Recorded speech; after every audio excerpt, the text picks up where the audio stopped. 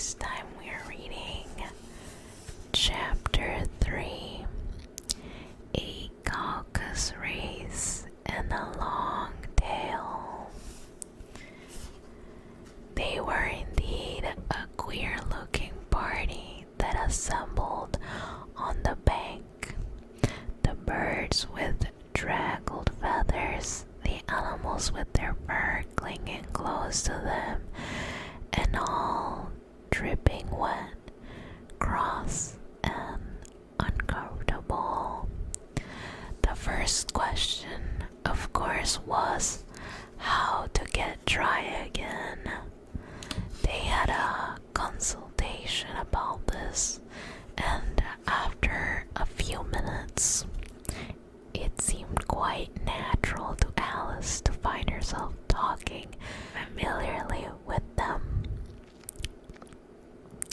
as if she had known them all her life. Indeed, she had quite a long argument with the Lorry, who at last turned sulky and would only say, "I am older than you and must know better," and this Alice would not allow without knowing how old it was, and as the Lorry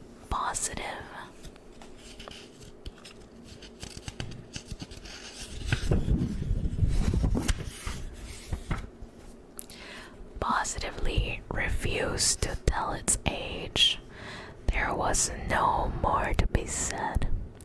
At last, the mouse, who seemed to be a person of some authority among them, called out, "Sit down, all of you, and listen to me. I'll soon make you dry enough." They all sat down at once in a large ring, with the mouse in the middle. Alice kept her eyes anxiously fixed on it, for she felt sure she would catch a bad cold if she did not get dry very soon. "Ahem," said the mouse with an important air. "Are you all ready? This is the driest thing I know. Silence all around, if you please."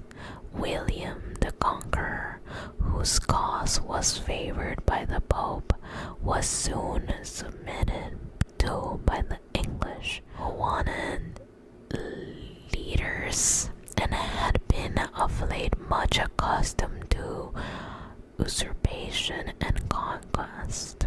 Edwin and Morcar, the Earls of Mercia and Northumbria.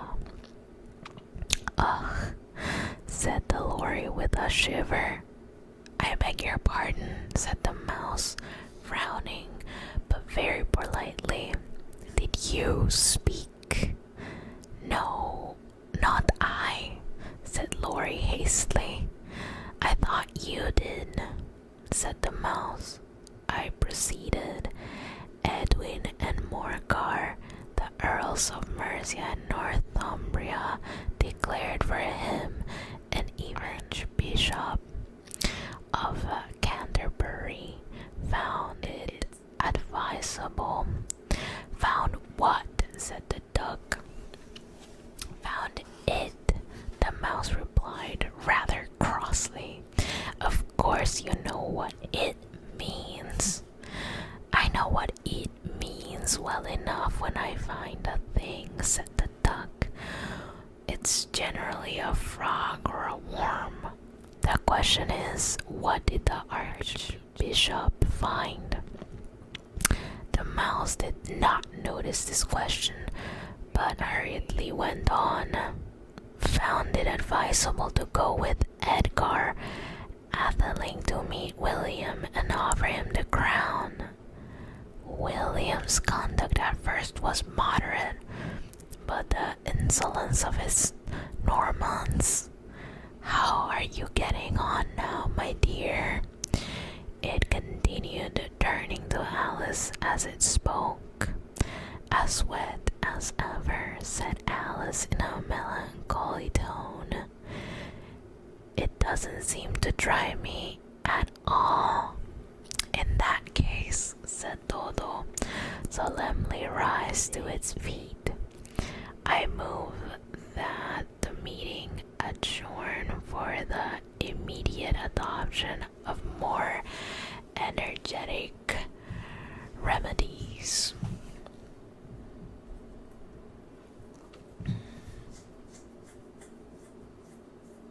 Speak English, said the eaglet. I don't know the meaning of half of those long words, and what's more, I don't believe you do either. And the eaglet bent down its head to hide a smile. Some of the other birds tittered audibly. What I was going to say, said the dodo in offended tone, was that the best thing to get us dry would be a caucus race. What is a caucus race? Said Alice. Not that she wanted much to know, but the dodo had paused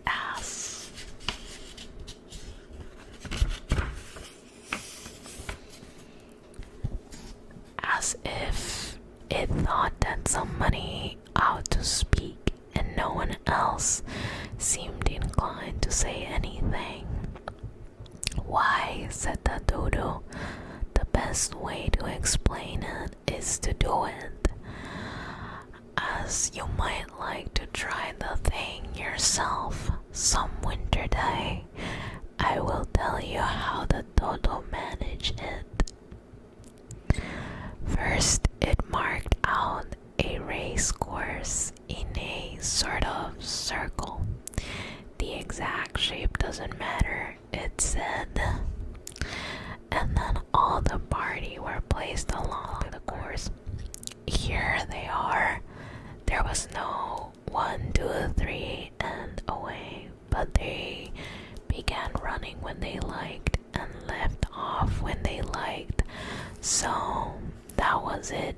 No easy to know when the race was over.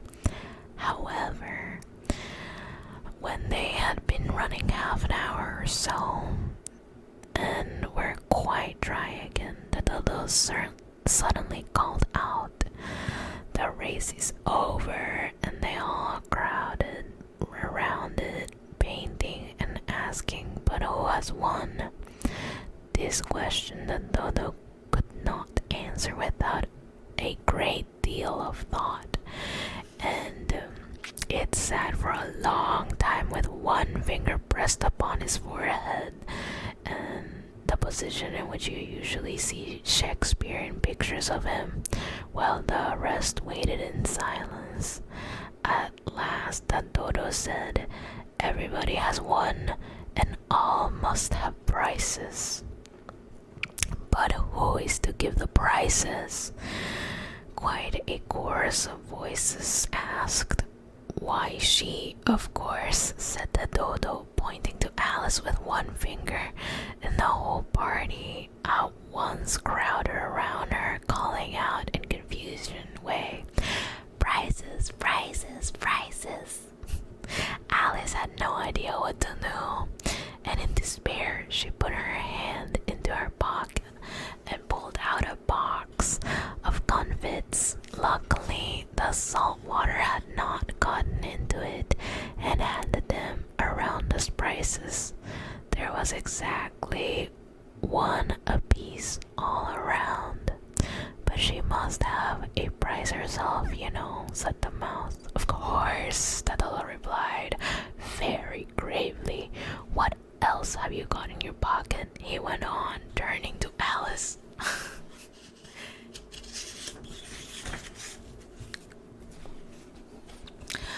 "Only a thimble," said Alice sadly.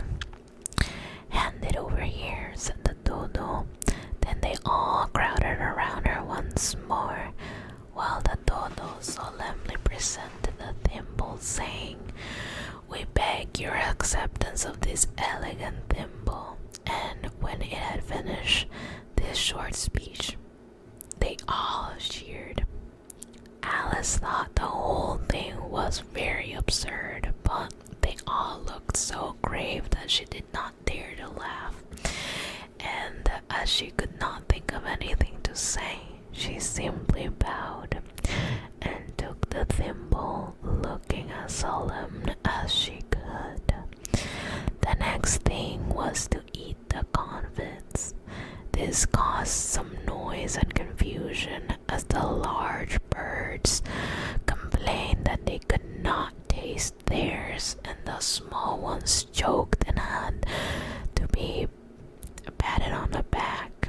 However, it was over at last.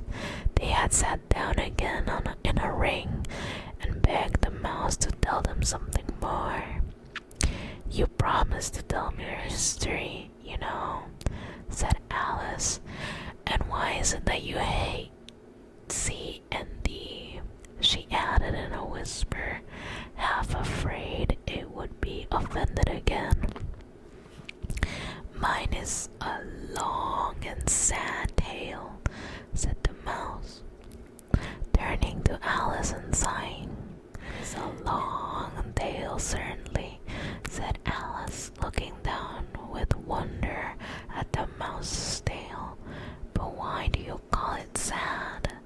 And she kept puzzling about it while the mouse was speaking, so that her idea of the tale was something like this.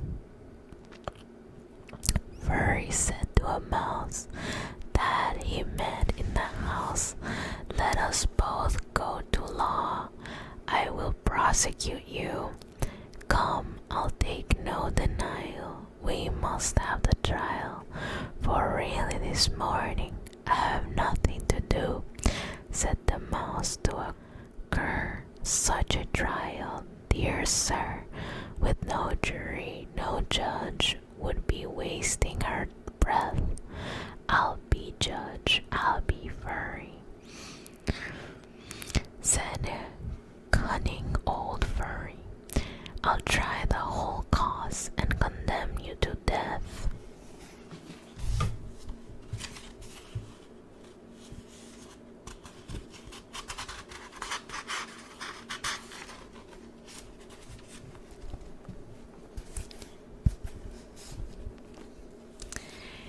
"You are not attending," said the mouse to Alice severely. "What are you thinking of?" "I beg your pardon," said Alice humbly. "You had got to the fifth bend, I think." "I had not," cried the mouse sharply and very angrily. "A knot," said Alice, always ready to make herself useful and looking anxiously about her.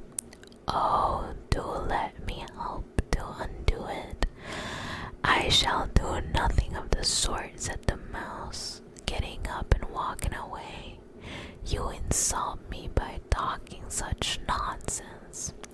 "I didn't mean it," pleaded poor Alice.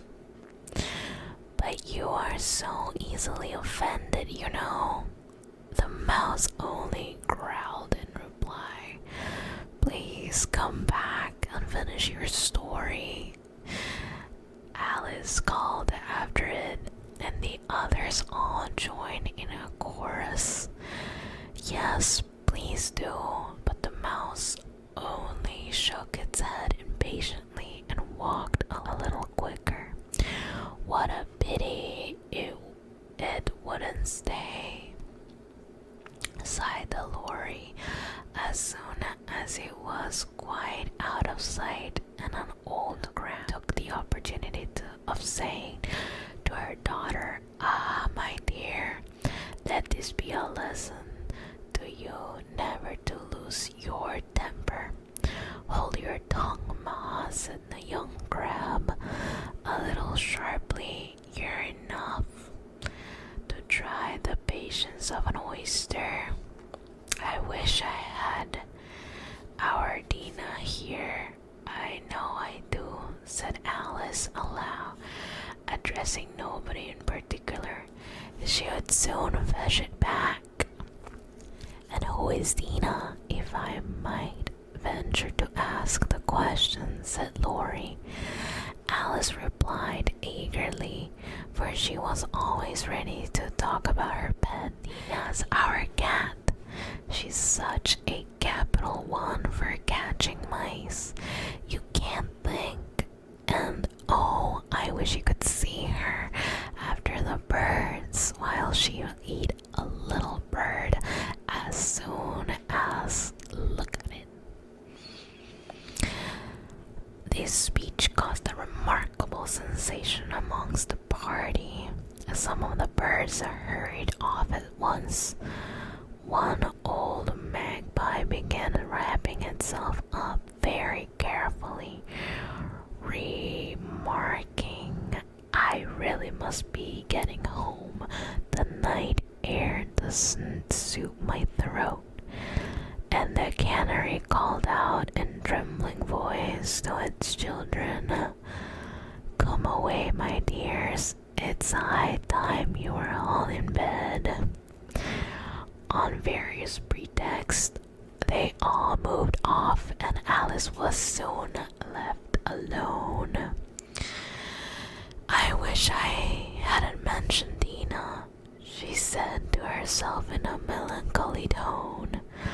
"I am sure she's the best cat in the world. Oh, my dear Dina, I wonder if I shall ever see you any more." And here poor Alice began to cry again, for she felt very lonely and low-spirited. In a little while, however, she again heard a little pattering of footsteps in the distance, and she looked up eagerly, half hoping that the mouse had changed its mind and was coming back to finish its story.